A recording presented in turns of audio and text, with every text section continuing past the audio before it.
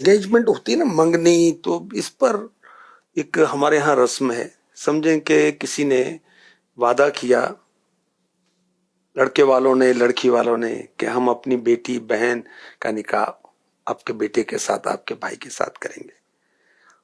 اچھا، اب اس میں غور کیا جائے کہ منگنی کے موقع پر بہت سارے ایسے معاملات ہوتے ہیں جس کی ہمیں شریعت اجازت نہیں دیتی. شریعت اجازت نہیں دیتی، اس کا کیا مطلب ہے؟ شریعت کیا ہے؟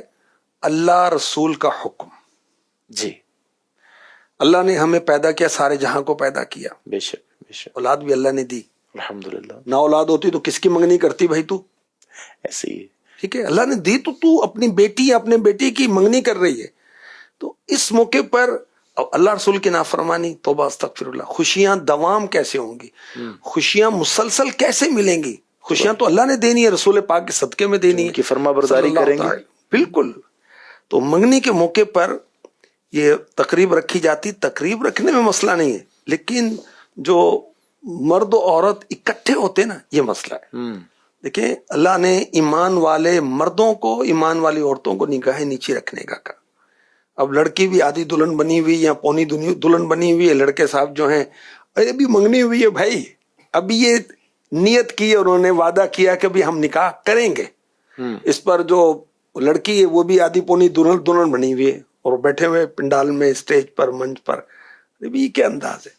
اور پھر سہیلیاں جو ہیں لڑکی کی، جو فرینڈز ہیں، وہ آ کر بیٹھی ہوئی ہیں منگیتر کے برابر میں، اور استغفر اللہ بے پردگی ہو رہی ہے، موویاں بن رہی ہیں. بھائی اللہ خیر فرمائی یار، کیا ہو گیا؟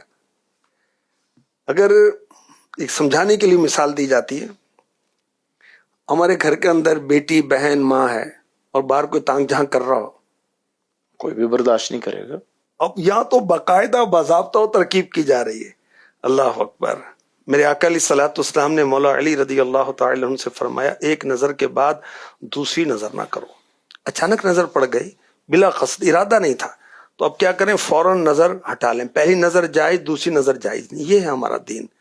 اور اجنبی مرد اور عورتوں کو کیا حکم دیا جا رہا ہے؟ قل للمؤمنین یغضوا من ابصارہم، سورہ نور کی آیت نمبر 30.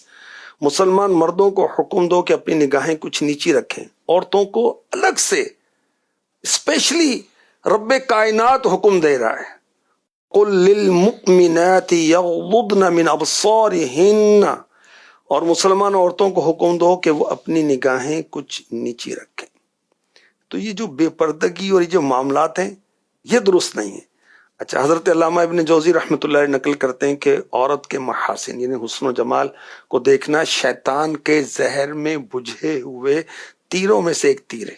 جس نے نامحرم سے آنکھ کی حفاظت نہ کی، اس کی آنکھ میں قیامت کے دن آگ کی سلائی پھیری جائے گی.